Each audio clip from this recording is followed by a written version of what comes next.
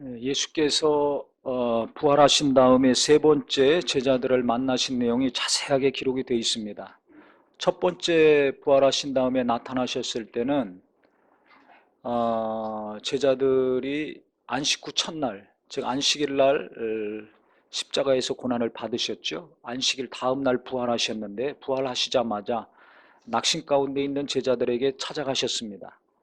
그래서 이렇게 방 안에 슬픔 가운데 있는 제자들에게 그냥 벽을 뚫고 들어오셨죠.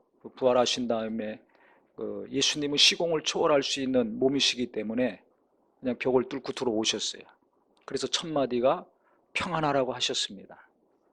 슬픔 가운데 있는 자들이기 때문에 평안하라 하시고 그 다음에 숨을 내쉬시면서 성령을 받으라고 말씀하셨습니다. 그때 제자 중에 도마는 없었습니다. 그래서 예수님의 부활을 직접 본 제자들은 예수님이 다시 살아나셨다 했지만 도마는 나는 믿을 수가 없다. 예수님이 제자들과 함께 하실 때 십자가에 고난받으시고 사흘 만에 부활하시고 승천하실 것을 이미 여러 번 말씀하셨지 않습니까? 내가 가면 처소를 준비할 것이고 처소가 준비되면 너희를 데리러 올 것이다. 염려하지 말아라. 거기를 어떻게 갑니까? 도마가 그때 질문했습니다. 내가 길이요 진리요 생명이니 나로 말미암지 않고는 누구든지 아버지께로 올 수 없다. 나를 믿으면 다 그 나라에 갈 수 있다. 그렇게까지 말씀하셨는데 이 도마가 워낙 의심이 많아가지고 부활한 걸 믿질 못했습니다. 그래서 예수님이 8회 후에, 즉 8일 후에 또 제자들에게 두 번째 나타나셨습니다. 그때 도마가 의심한 걸 아시고 내 손을 만져보고 내 허리에 창자국을 만져봐라. 그래서 도마가 직접 눈으로 보고 손으로 만진 다음에 예수님이 부활하신 걸 믿었습니다. 그때 도마가 나의 하나님이시여 나의 주님이십니다 했을 때 예수님이 너는 나를 보고 믿느냐? 보지 못하고 믿는 자들은 더 복되도다 하셨습니다. 그러니까 우리는 지금 예수님을 보지 않고 있지만 그 제자들보다 성령으로 예수님이 죽으시고 부활하시고 다시 오실 것을 믿으니까 더 복된 자임을 아시기를 바랍니다. 그 다음에 시간이 어느 정도 지났는지 알 수 없지만 시간이 좀 많이 지났습니다. 예수님은 예루살렘에서 십자가에 매달리셨어요. 그 다음에 거기서 승천하셨습니다. 그런데 지금 세 번째 제자들을 만나셨을 때는 갈릴리 호수입니다. 여기 1절에 보시면 그 후에 예수께서 디베랴 호수에서 또 제자들에게 자기를 나타내셨으니 그랬습니다. 디베랴 호수, 이게 갈릴리 호수입니다. 명칭이 네 가지가 있습니다. 성경에 보면 갈릴리 호수, 디베랴 호수, 긴네렛 호수, 게네사렛 호수, 어떤 경우는 뭐 갈릴리 바다라고도 나와 있고 호수인데 굉장히 크거든요. 그래서 호수라기도 하고 바다라고도 하고 그 지역 명칭을 따라서 이렇게 성경에 보면 호칭이 4개로 나옵니다. 근데 장소는 한 군데입니다.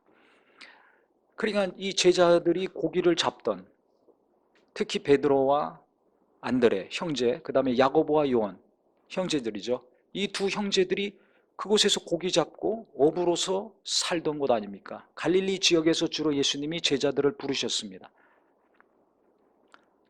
예수님이 지금 안 계시니까 예루살렘에 있을 수가 없습니다. 슬프고 괴로운 마음을 가지고 자기 고향으로 갈 수밖에 없죠. 그래서 지금 다시 무슨 일을 하고 있는가? 과거에 했던 일, 주님 만나기 이전에 했던 직업으로 돌아가서 고기 잡는 어부의 삶을 살고 있는 것입니다. 그런데 여기 2절에 보니까 시몬 베드로와 디두모라 하는 도마, 그 의심 많았던 도마, 그 다음에 갈릴리 사람 나다나엘, 간사한 것이 없었던 나다나엘, 세베대의 아들들, 즉 요한과 야고보를 이야기합니다. 또 다른 제자 2명이 함께 있더니 그랬습니다. 합 지금 몇 명이 있는 겁니까? 7명이 있습니다. 7명이 있는데 베드로가 3절에 보니까 나는 물고기 잡으러 가노라 하니 그들이 우리도 함께 가겠다 하고 나가서 배에 올랐으나 그날 밤에 아무것도 잡지 못하였더니 그랬습니다. 나는 물고기 잡으러 간다 하니까 나머지 6명도 같이 가자 하고 배 타고 지금 가는 겁니다.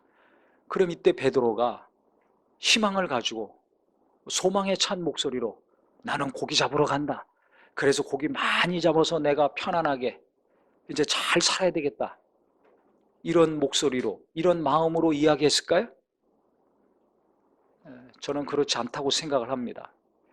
생각을 해보세요.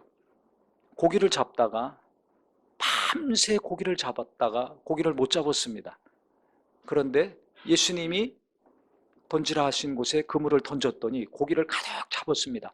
그때 베드로가 못에 내려오자마자 무릎을 꿇고 주여 나를 떠나소서 했습니다.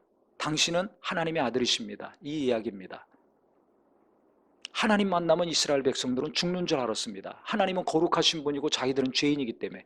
근데 당신은 거룩하신 자니 나를 떠나소서. 이건 뭐예요? 당신은 하나님이십니다. 하나님의 아들이십니다. 우리를 구원하러 오신 메시아임을 그때 그가 아는 것입니다. 그래서 그물을 던지고 너희는 나를 따르라. 사람 낚는 어부가 되게 하리라 했을 때 지체하지 아니하고 그물을 내던지고 예수님을 따랐던 자가 베드로 아닙니까? 요한과 야고보도 그렇고. 그러니까 고기 잡는 어부들이 그물을 던지고 배를 던지고 주님을 따랐습니다.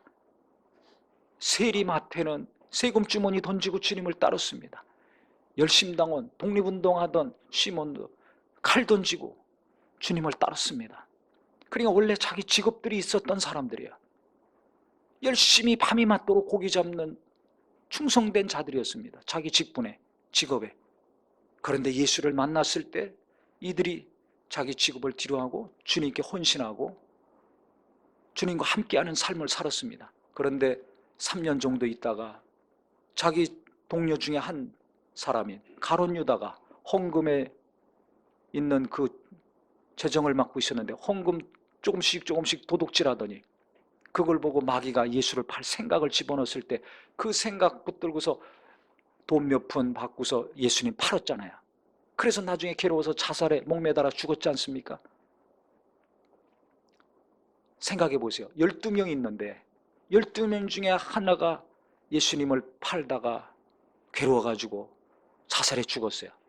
그러면 그 마음과 충격이 어떻게 되겠습니까? 얼마나 큰 충격이겠습니까?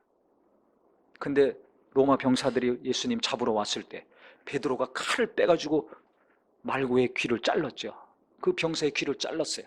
그때 예수님이 칼을 든 자는 칼로 망한다고 귀를 만져주셔서 다시 귀가 회복이 됐습니다. 그런데 얼마 안 있다가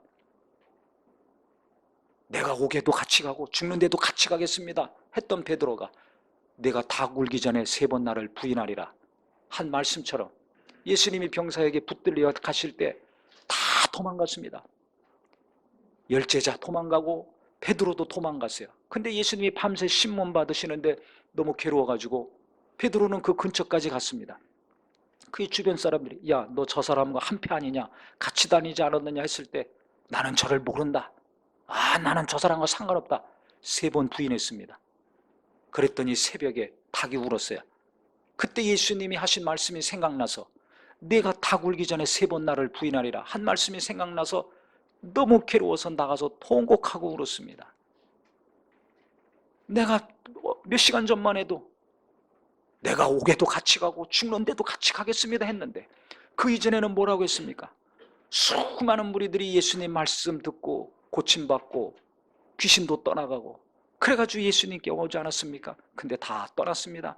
70명의 제자 귀신 쫓고 와서 기뻐가지고 야 우리도 예수 이름으로 귀신 쫓으니까 귀신이 나갔습니다. 충격받아가지고 기뻐가지고 와서 얘기했습니다. 그런데 그들 다 예수님 떠났어요. 그때 예수님이 12제자에게 너희들도 가려느냐? 가려면 가라. 그랬더니 베드로가 뭐라고 했습니까? 영생의 말씀이 여기 계시오매 영생의 말씀이 주님께 있는데 우리가 어디로 가겠습니까? 안 간다고 그랬어요. 야, 많은 사람들이 날 뭐라 그러냐? 누구는 엘리야라고 그러고 누구는 누구라고 그러고 너희는 날 누구라 하느냐 했을 때 베드로가 또 뭐라고 했습니까? 아주 분명하게 정확한 답을 내놨습니다. 주는 그리스도시요 살아계신 하나님의 아들이십니다. 완벽한 답이었습니다. 즉 제자들은 특히 베드로는 예수님이 누군지를 정확히 알았습니다. 애매하게 안 것이 아니에요. 감정적으로 안 것이 아니에요. 어쩌다 흥분해서 이적을 맛봐서 휩쓸려가지고 예수님 따라다닌 게 아닙니다. 예수님이 그리스도시요 살아계신 하나님의 아들이시라는 분명한 고백은 너무 정확한 답입니다. 구약에 예언된 우리를 구원하려 온 구세주가 바로 당신입니다. 당신은 우리를 구원할 하나님의 아들이십니다. 너무 분명히 알았어요. 정확히 알았습니다. 그 믿음 위에 교회가 세워진 거 아닙니까? 그런데 그렇게 확실한 믿음이 있었고 고백이 있었고 그것이 너무나 분명하고 확실해서 주님 한마디에 그물을 내던지고 배로 디도하고 칼도 세금주머니도 팽개치고 주님을 따랐던 제자들인데 그 한 명은 예수님 팔아서 괴로워서 자살해 죽고 다 도망가고 자기도 3번씩이나 부인했어요. 그러니 지금 제자들의 마음은 멘붕 정도가 아니라 절대 절망, 자괴감에 빠져 있고 슬픔에 빠져 있고 자기가 주님을 3번씩 부인하고 또 다 도망갔다는 것 때문에 그 다음에 우리 중 하나는 예수님 팔아먹고 자살했다는 것 때문에 너무 큰 고통과 슬픔 가운데 지금 빠져 있습니다. 그러니까 지금 어깨 힘 다 빠지고 다리 힘 다 빠지고 마음의 힘도 다 빠진 상태에서 예루살렘에서 북쪽 갈릴리 호수로 간 거예요. 먹고 살아야 되니까 주님 만나기 이전에 삶을 지금 살고 있는 겁니다. 그러니까 베드로가 지금 나는 고기 잡으러 간다 했을 때 힘차고 소망 있게 말한 것이 아닙니다.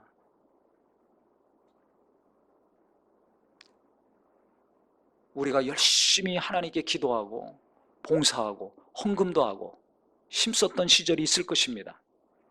그런데 내가 기도한 것이 응답이 이루어지지 않고 심었는데 심은 대로 거두는 일이 이루어지지 않고 뭔가 하나님께 마음을 두고 최선을 다했는데 내 있는 힘을 다했는데 내가 원하는 결과가 이루어지지 않았을 때 얼마나 낙심이 됩니까? 지금 제자들이 그런 상태입니다. 자기들은 예수님과 함께 무엇인가 의미 있고 하나님의 영광 가운데 그 확실한 능력 가운데 계속 살 줄 알았거든요. 그런데 그것이 끝났어요. 주님은 지금 계시지 않습니다. 근데 그것보다 더 가슴 아프고 괴로운 일이 있습니다. 주님이 떠나신 것은 슬프지만 괴롭고 가슴 아픈 것은 그 주님을 변호하지 못했잖아요. 끝까지 함께하지 못했잖아요. 3번씩 부인하고 도망간 것이 가슴 아픈 일이고 괴로운 일입니다. 그래서 지금 이 낙심 가운데 괴로움 가운데 고통 가운데 있는 자들에게 주님이 다시 또 오신 거예요. 처음에 베드로 만났을 때랑 똑같은 상황이 지금 연출이 됩니다. 밤새 고기 잡았는데 고기를 못 잡았습니다. 그러니까 배 오른편에 그물을 내려라. 지금 여기 성경에는 한 6지에서 50칸쯤 됐다 그랬습니다. 이 50칸이라 하면 200규빗입니다. 200규빗이면 지금 미터법으로 계산하면 한 100m 정도 떨어져 있는 겁니다. 그러니까 새벽 미명에 해가 뜨기 직전이니까 아직 어둡겠죠. 또 100m 거리가 있으니까 예수님 얼굴 잘 알아볼 수가 없습니다. 근데 소리만 듣고서 어쨌든 그물을 내렸더니 밤새 못 잡았는데 고기를 가득 잡았어요. 찢어질 정도로 잡은 것입니다. 그것을 딱 보는 순간에 그 옆에 있던 주님이 사랑하시는 제자라고 그랬는데 이게 사도 요한입니다. 요한이 딱 깨달은 겁니다. 아, 주님이시다. 그랬더니 베드로가 그 말을 듣는 즉시로 옷을 벗어던지고 물속에 들어가서 헤엄치고 막 갑니다. 예수님께로. 다른 제자들은 거리가 100m 정도 되니까 노를 져서 가는 거예요. 고기를 가지고. 그러니까 고기는 가득 잡았으니까 또 사람들도 있으니까 속도가 나겠습니까? 그걸 못 참는 거예요. 베드로는 원래 성질이 급하잖아요. 예수님이 질문하실 때마다 항상 첫 번째로 대답하는 자는 베드로였습니다. 누구보다 주님을 사랑하는 마음이 있고 특심이 있었습니다. 근데 왜 같이 배 타고서 노져서 가지 않고 옷을 벗어 던져요? 왜? 빨리 가려고. 옷이 있으면 헤엄칠 때 속도가 나지 않지 않아요? 그러니까 한 1초라도 빨리 가려고 옷을 벗고서 물속에 들어가서 막 헤엄치고 가는 겁니다. 저는 이때 베드로가 울면서 갔을 것 같아요. 나중에 천국 가면 물어볼 겁니다. 뜨거운 눈물을 흘리면서 갔을 것 같아요. 주님이 자기를 아시고 자기들을 버리지 않고 찾아오셨구나. 이것 때문에 감동에 대해서 그의 마음이 다시 뜨겁게 일어난 것입니다. 견딜 수가 없어요. 우리가 쫓았던 주님, 모든 것을 포기하고 따랐던 주님, 그분이 한 번, 두 번 오셨었는데 예루살렘에 있을 때 잠깐 있다 가시고 그 다음에 어디 계신지도 몰랐는데 소식도 모르고 있는데 이 먼 곳까지 지금 다시 오셨잖아요. 자기들이 지은 죄를 생각하면, 실수를 생각하면, 3번씩 부인하고 도망간 걸 생각하면 아, 주님이 우리를 포기하셨구나, 버리셨구나, 이렇게 생각하기 쉬웠을 겁니다. 예루살렘에 똑똑한 사람들 많잖아요. 어려서부터 율법으로 훈련받은, 체계적으로 말씀으로 양육받은 엘리트들이 많습니다. 가문 좋고 문벌 좋고 학벌 좋은 사람들 다 예루살렘에 있습니다. 거기서 제자들 뽑아서 다시 시작하실 수도 있어요. 이렇게 거칠고 싸납고 금방 흥분 잘하는 이 제자들 말고 인격적으로 훌륭하고 교육도 잘 받고 체계적으로 말씀 공부한 자들 통해서 하나님은 다시 세일하실 수도 있습니다. 그런데 주님이 이 먼 갈릴리까지 다시 오신 거예요. 3번씩 부인한 베드로에게 뻘거벗고 누구는 도망갔죠. 빨리 도망가려고. 이렇게 부족하고 실수가 있고 치명적인 약점이 있는 자들에게 주님이 다시 오신 겁니다. 그러니까 주님이 다시 우리에게, 내게 오셨다는 것이 베드로에게는 큰 감동이요, 또 충격입니다. 이건 뭘 의미합니까? 주님이 나를, 우리를 사랑하신다. 이 강력한 메시지가 베드로의 마음에 충격을 준 겁니다.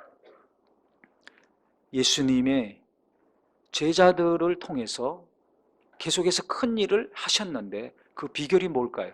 같이 다니면서 가르치시고 많은 것들을 보고 배우게 하셨습니다. 근데 그것들이 실제 사도들을 통해서, 제자들을 통해서 이루어지게 한 능력은 성령이 임하신 것도 있지만 그것과 함께 제자들을 사랑하신 사랑입니다.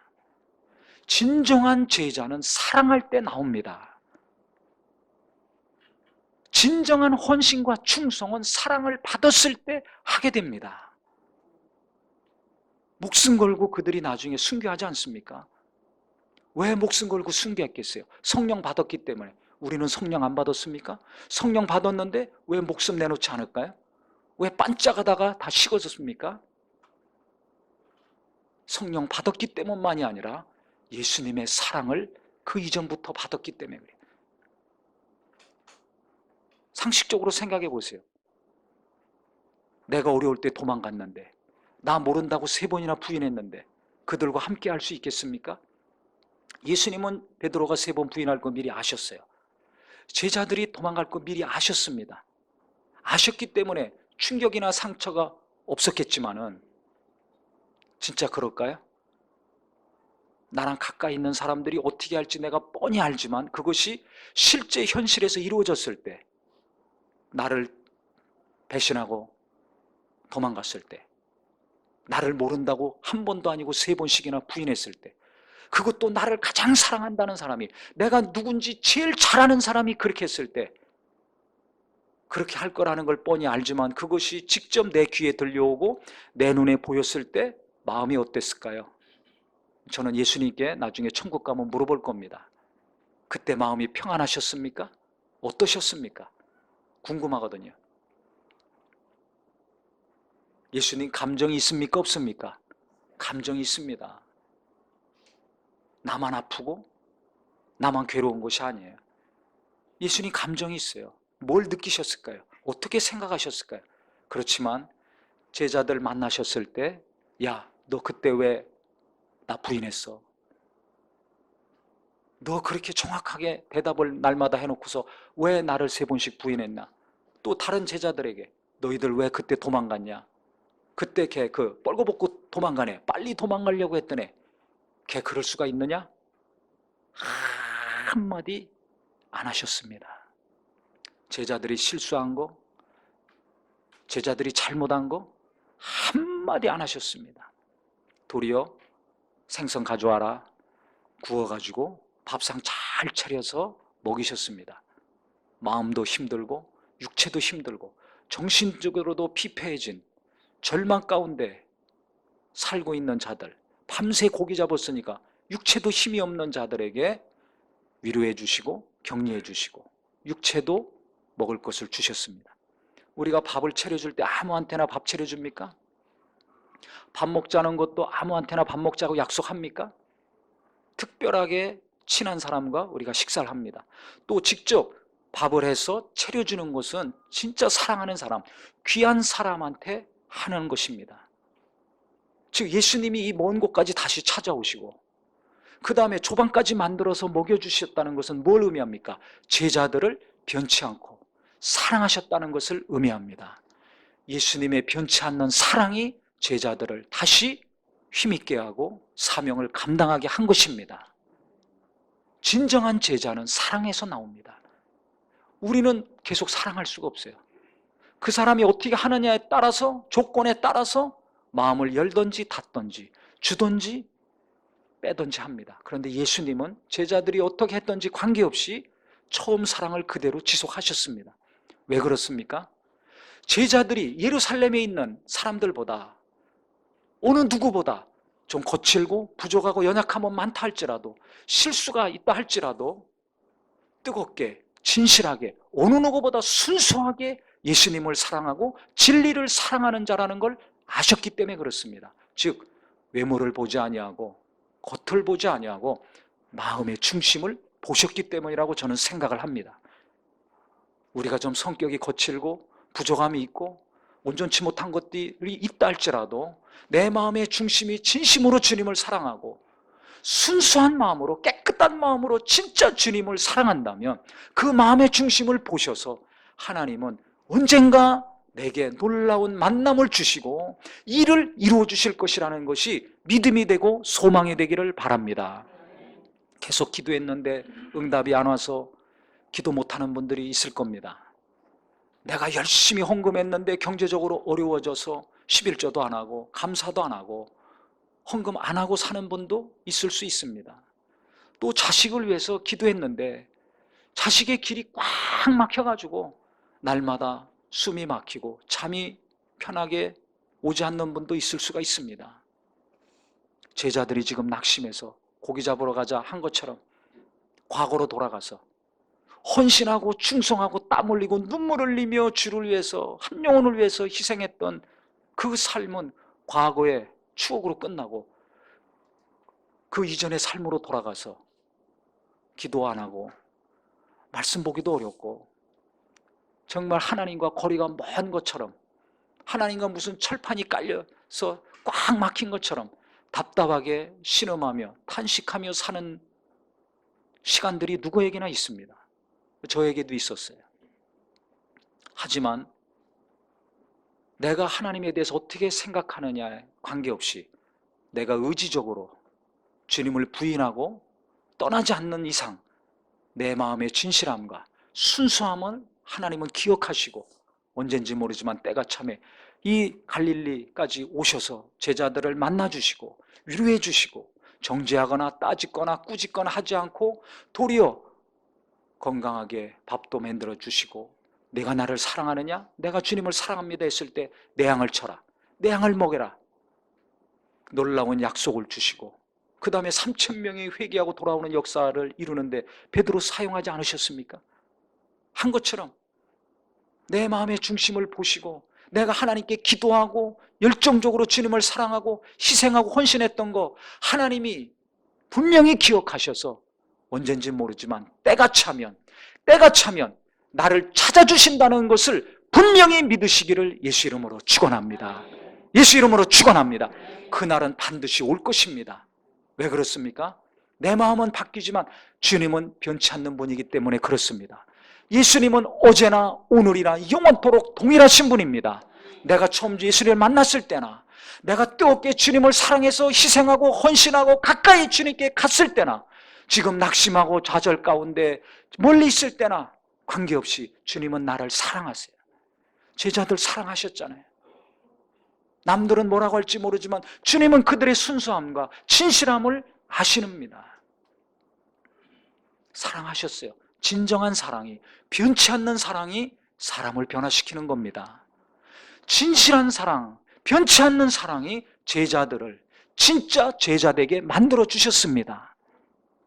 그래서 우리 모두가 하나님이 나를 사랑하시는 것, 예수님이 나를 사랑하시는 것은 변함이 없고 영원하다는 것을 오늘 다시 한번 깨달으시고, 언제인지 모르지만 반드시 주님은 나를 찾아주시고 나를 회복시켜 주시고 내게 힘을 주시고 놀라운 소망을 주시고 비전을 주시고 그 일에 나를 쓰실 것이라는 것을 정말 믿으셔서 하나님이 함께 하시는 자, 하나님이 붙드시는 자 되시기를 예수 이름으로 축원합니다.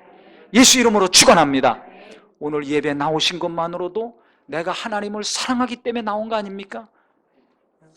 진짜 하나님 사랑하지 않으면 예배 나오기 어렵습니다. 하나님 원망하고 부인하고 저주하고 욕합니다. 그런데 내가 원망할 때는 있지만 욕은 안 하고 저주 안 하잖아요. 그래도 하나님께 은혜 받으려고 하나님께 나와 예배하고 있지 않습니까? 우리 청소년들, 젊은이들 졸기도 하고 자세도 삐딱하고 관심도 없는 것 같지만 억지로 나와서 예배하는 것 같지만 저들 속에도 하나님을 사랑하는 마음이 있어서 예배 나오는 것입니다. 언젠가는 모르지만 계속 기도한다면, 낙심하지 않고 계속 하나님께 나온다면 주님이 만나주시는 역사가 이루어질 것입니다. 연약한 자들에게 새 힘을 주시고 좌절되고 낙심한 폐전병 같은 자들에게 놀라운 능력을 주시고 큰 일 맡기시는 날이 분명히 올 것입니다. 이것이 우리의 믿음이요 소망이 되기를 예수 이름으로 축원합니다. 기도하겠습니다.